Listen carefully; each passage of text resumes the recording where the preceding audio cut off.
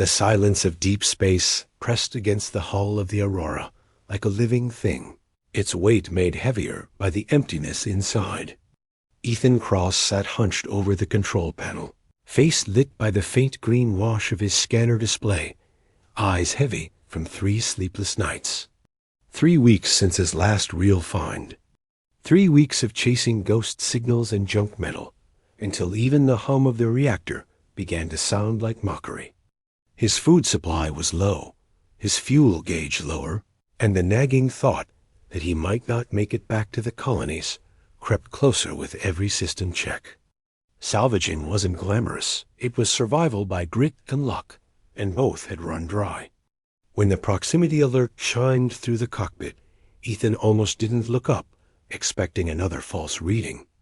But there it was, a drifting vessel, Class F trader by the hull shape, floating just beyond the asteroid ring.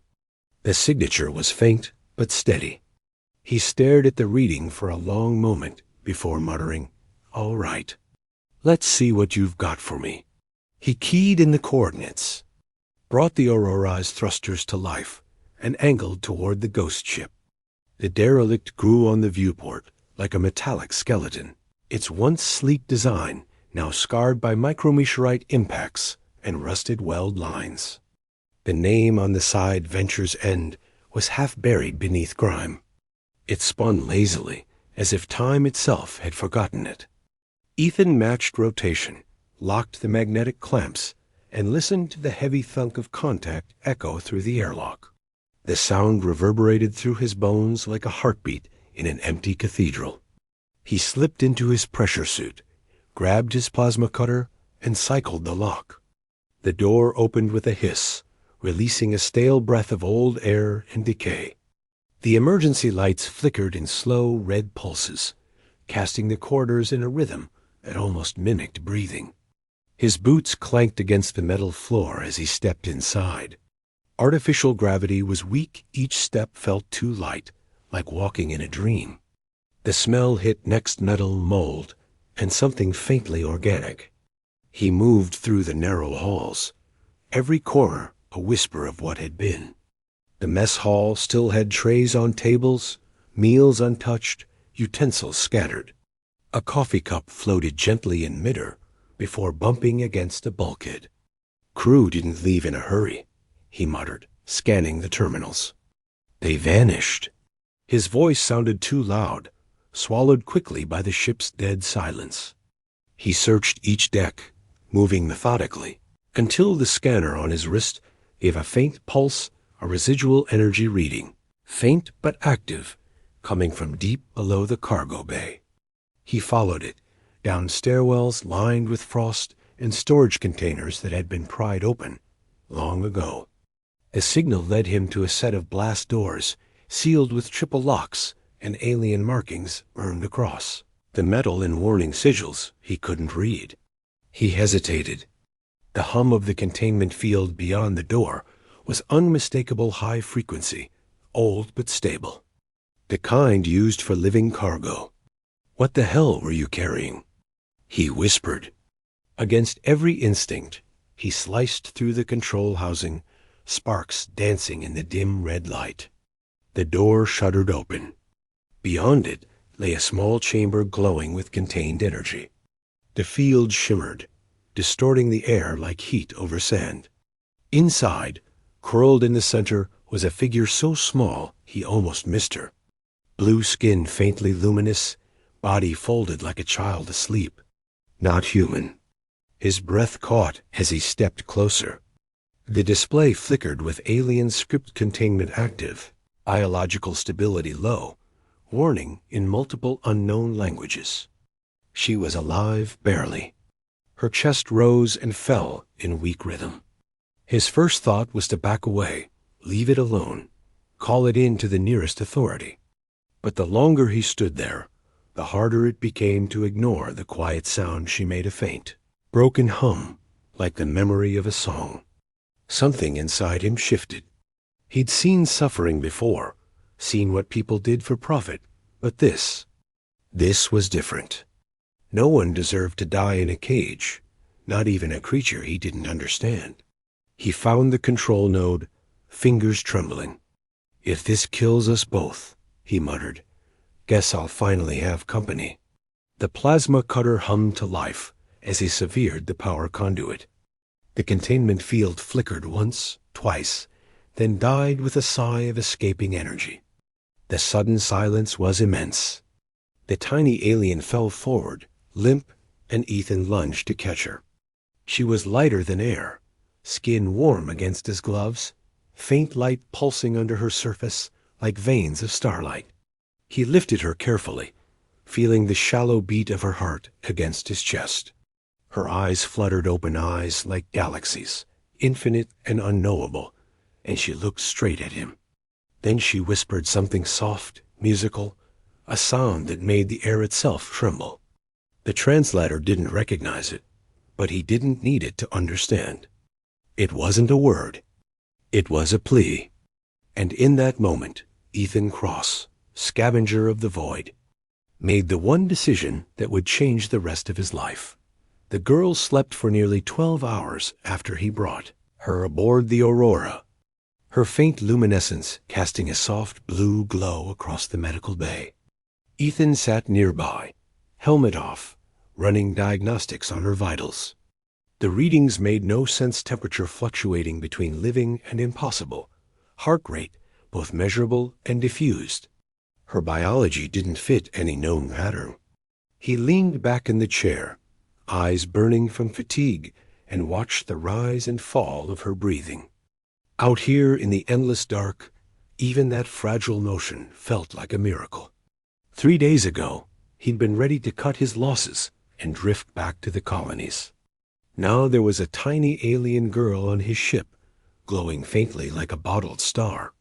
When she finally stirred, the movement was hesitant, like someone afraid the world might shatter if she woke too quickly.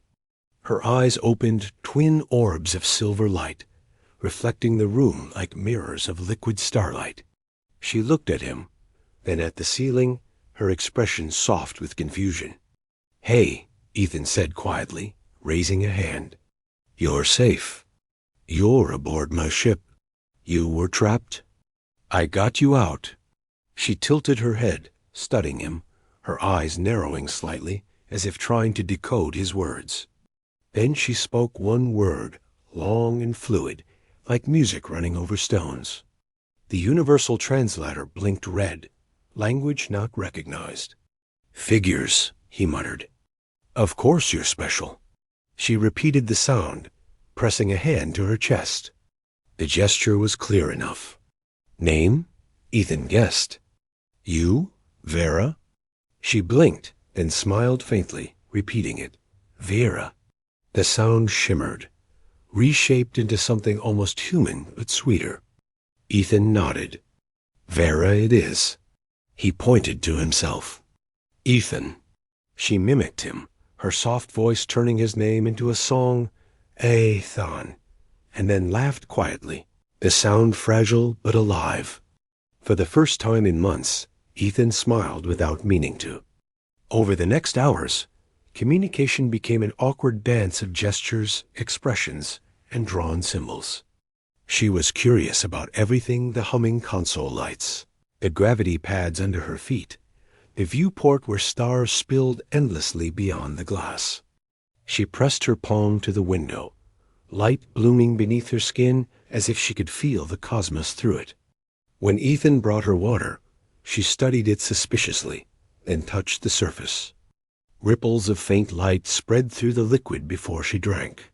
"So you glow when you're curious," he murmured. "Good to know."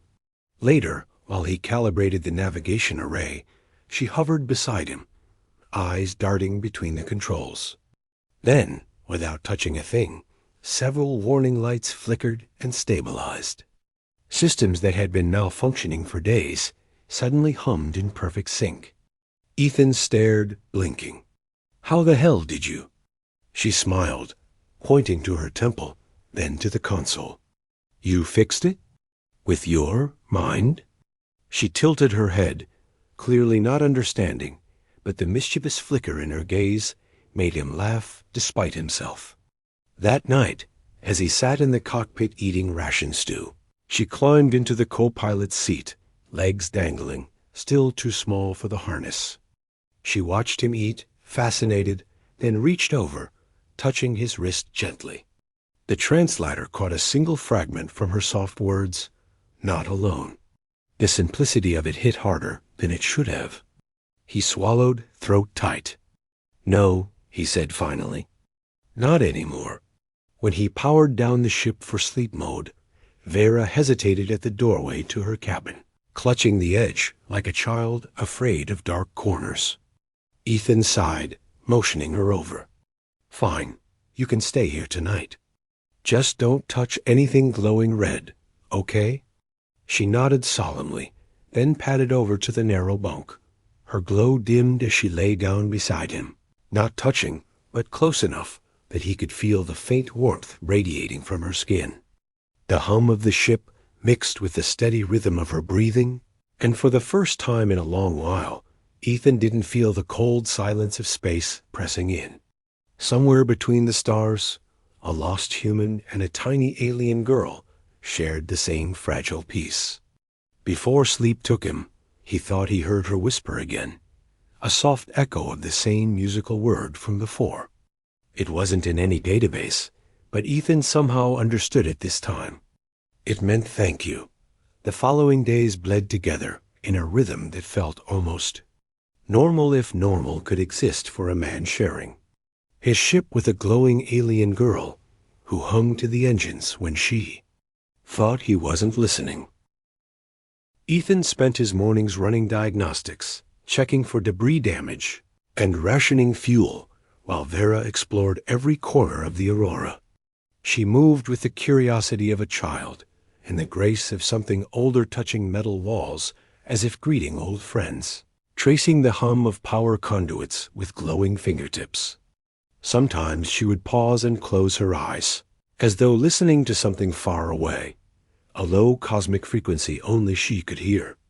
The translator, though still struggling with her language, had begun to catch fragments: safe, stars, family. He'd learned to read her expressions. Too, the wide-eyed wonder when she saw light flicker across the hull, the tilt of her head when she asked silent questions, the small crease between her brows when sadness found her. Ethan told himself he was just keeping her alive, just doing the right thing, but every time she smiled, it cracked through the armor he'd built around himself years ago. Late one shift, while he repaired a reactor relay, the proximity alarm flared to life. The sound jolted him upright. "What now?" he muttered, pulling up the radar display. A red contact pulsed across the screen, a fast-moving ship entering his vector. Too big to be a trader, too agile for a patrol. His stomach dropped when the transponder signature resolved. "No," he whispered. The ID code belonged to Captain Drex, a name he'd hoped never to see again. Drex was a slaver, infamous across the frontier systems. He trafficked in sentient species rare enough to fetch high prices in the black markets, Vera's kind most of all. The comms crackled to life, and a voice, smooth and venomous, filled the cockpit. "Unidentified salvage ship. This is Captain Drex of the Bloodwake. You are carrying my property. Hand her over, and your death will be painless." Ethan's pulse thudded in his ears. Vera appeared silently behind him, her glow dimming as if she sensed the danger. The translator caught her whisper, "He found us." Ethan looked at her, then at the looming signal on the radar. "Not happening," he said, switching the comms off. He hit the throttle. The Aurora roared to life, cutting a burning line through the void. Drex's ship followed, closing fast. "Hang on," he shouted as Vera stumbled, gripping the back of his chair. "You can do that light trick again, right? The shimmer thing?" She nodded, hands trembling. Her skin brightened, radiance spreading through the cabin until the walls themselves seemed to bend. Outside, the Aurora's outline blurred, its hull shimmering like a mirage. "I can hide us," she said, her voice small, strained. But not for long. Ethan threaded the ship through a cluster of drifting asteroids, the navigation alarms screaming as rocks spun past at lethal speed. Drex's pursuit fire streaked by, lighting the cockpit in flashes of orange. "Come on," Ethan hissed, adjusting thrusters by instinct. "Come on, hold together." The ship groaned, metal straining. Then Vera cried out a sharp sound, not of pain but effort, and the view outside warped. The stars folded inward, the asteroids elongating into streaks of light. They were invisible. Drex's scanners swept past, confused. The comms erupted again with furious static. "You can't hide her forever, human. The galaxy isn't big enough." Ethan killed the audio, exhaling shakily.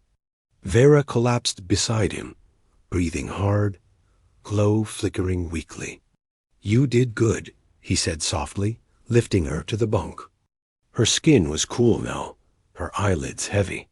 "You saved us." She opened her eyes, barely a whisper left in her. "No, saved you." He stared at her for a long moment, unable to reply. When she finally slept, curled beneath a thermal blanket, her faint light pulsed in rhythm with the ship's engines, steady and alive. Outside, space stretched endless and black, but for the first time, Ethan felt like the darkness wasn't winning. He sat by her bunk, long after the stars stopped moving, realizing something impossible had happened.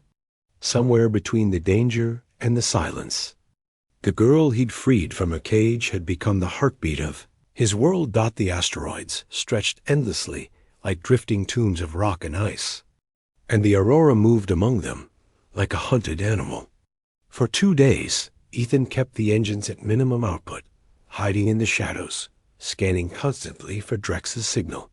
Sleep came in short bursts. Vera barely spoke. She sat by the viewport with her knees drawn up, staring into the glowing labyrinth of asteroids as though listening to voices he couldn't hear. When she finally turned to him, her eyes held that distant shimmer that meant she'd decided something. "There is a place," she said slowly, the translator lagging behind her words. "A place of memory. We can hide there." Ethan leaned forward. "You know a safe zone in this belt?" She nodded faintly and touched the navigation console. Lines of light rippled across the display, reshaping coordinates he didn't recognize. The map showed a hollow asteroid deep in the belt's heart. "We go," she said softly. He wanted to argue, but she looked at him with that same unwavering calm that had kept him alive during the chase. He keyed the thrusters, and the ship drifted silently toward the coordinates. The entrance was narrow, a jagged wound in an otherwise featureless rock. The Aurora scraped through, hull grinding against crystal veins that shimmered faintly blue. Then the darkness opened into a cavern, so vast it stole his breath. Light spilled from the walls themselves, crystals growing like frozen lightning, pulsing with their own rhythm. The air shimmered faintly, though there was no atmosphere, only energy. Vera stepped forward, her glow resonating with the cavern until her skin mirrored its light. "Home," she whispered. Ethan watched her walk toward the nearest crystal formation and place her hands against its surface. The light responded instantly, blooming outward in rippling waves. Images poured into the air, ghostly, translucent scenes. He saw cities of glass suspended in clouds, bridges made of woven light, beings like Vera gliding through luminous streets. Then the images darkened ships descending, fire tearing through the skies, people running. He felt the emotion before he understood it.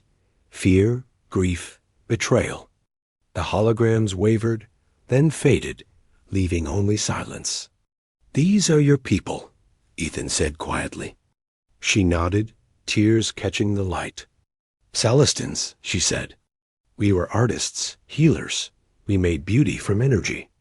But others wanted to use it. They took us, sold us." Her voice trembled, and Ethan felt that old anger rise in him, the kind reserved for slavers and men like Drex. Vera reached out and took his hand, her touch radiating warmth that eased the knot in his chest. "You freed me," she whispered. "You changed everything." He didn't know what to say. She turned back to the crystals, pressing her palms to a larger cluster. The cavern began to hum, low and harmonic. New images flared, maps, star patterns, nodes of light scattered across the void. "These are colonies," she said, voice shaking with wonder. "Hidden places. Some still alive." Ethan stared at the holographic web stretching before them, realizing what it meant. "You're not the last," he said. Her smile was faint but radiant. "Not alone." The words felt like a promise, one that steadied him more than any weapon or plan. Then his comms crackled. A proximity alert flared red across the console. Drex's ship had found them. Vera's glow dimmed, her eyes wide with fear. He followed us. The cave walls trembled with distant vibration, the hum of engines drawing close. Ethan pulled her behind him instinctively, though he knew hiding would mean nothing if Drex breached the cavern. "We can fight," he said, checking the blaster at his hip, though he knew it was useless against a warship. Vera looked at the crystals, her expression torn between fear and resolve. "I can stop him," she said. "The crystals remember the old power. I can call it. Vera, that could kill you. If we die, he takes us anyway." She stepped toward the master crystal, her hands glowing brighter, the cavern's light rising in response. Ethan's heart pounded as he reached for her, but she turned, eyes like stars burning through tears. "You saved me once," she said softly. "Let me save us now." The hum built to a roar, the crystals pulsing faster, the air vibrating until his bones ached. Outside, Drex's voice thundered through comms. "Come out, human. Hand over the Celestin, or I burn the rock to dust." Ethan clenched his fists, caught between terror and awe. Vera stood in the center of the light, her small frame wreathed in energy that now seemed alive, ancient, unstoppable. "Vera, please." She looked back one last time and smiled, a fragile, knowing smile that broke his heart. "You said not alone," she whispered. "Then trust me." The cavern erupted in blinding light. The light consumed everything. For a moment, Ethan thought the cavern itself had become a sun. He threw up an arm to shield his eyes, but the brilliance cut through his visor and burned shapes into his vision. The Aurora's hull shuddered under the surge, alarms screaming as energy waves cascaded through every system. Vera stood at the heart of it all, her body suspended above the floor, light streaming from her fingertips into the crystalline walls around her. The entire cave responded, millions of crystal facets resonating in perfect harmony, singing in tones that vibrated through metal and bone. Outside, Drex's ship powered its weapons, but the beams bent harmlessly off a sphere of radiant energy now surrounding the asteroid. "Vera!" Ethan shouted, forcing his way toward her through the rising wind. Static licked the air, the smell of ozone sharp and electric. She turned her head slightly, eyes blazing white, voice echoing with something more than human. "The crystals remember," she said, though her words sounded layered hers and countless others whispering through her. "They remember what we were." He wanted to reach her, to pull her away, but his boots barely clung to the floor as the air filled with invisible pressure. She raised her arms higher, and the cavern pulsed like a beating heart. Outside, Drex's ship reeled as pillars of light erupted from the asteroid, piercing the void. Target destabilizing. Someone shouted through Drex's comm channel, intercepted by the Aurora sensors. "Shut it down." Shut. The transmission cut into static. Ethan watched as the crystalline light tore through Drex's ship, not destroying it, but blinding every sensor, overwhelming every system. The massive vessel spun out of control, caught in its own gravity wake. Vera cried out, her voice pure and terrible, the kind of sound that made the universe hold its breath. The crystals around her began to fracture under the strain. "You're burning yourself out," Ethan shouted, but she only smiled faintly through the glare. "You'll fly," she whispered. "When the way opens, you'll fly." The largest crystal split down the middle, releasing a shockwave that threw Ethan backward. The ceiling cracked open, molten light pouring upward, tunneling through rock as easily as air. The cavern trembled, collapsing, but the light solidified into a tunnel, a spiral passage, reaching straight into open space. Ethan stumbled to the controls, fingers flying across the panel. "You better be right," he hissed, firing the engines. The Aurora lurched forward into the rising storm of brilliance. The walls rippled as they passed through the tunnel, the sound like 10,000 voices singing farewell. They burst into the void just as the cavern imploded behind them. The tunnel folded in on itself, collapsing into a single point of light before vanishing. Silence returned cold, infinite. The Aurora spun once, twice, before stabilizing. Ethan turned off the autopilot and ran to Vera's side. She had fallen to the floor, her glow dimming, skin pale as frost. "Hey," he said, dropping to his knees, lifting her into his arms. Her body felt weightless, fragile. "You did it. We made it. Vera, look at me." Her eyes fluttered open. The light within them flickered faintly, like a candle guttering in wind. "Ethan," she whispered, voice barely audible. "I saw everything. The old places. The paths between stars. They're still there.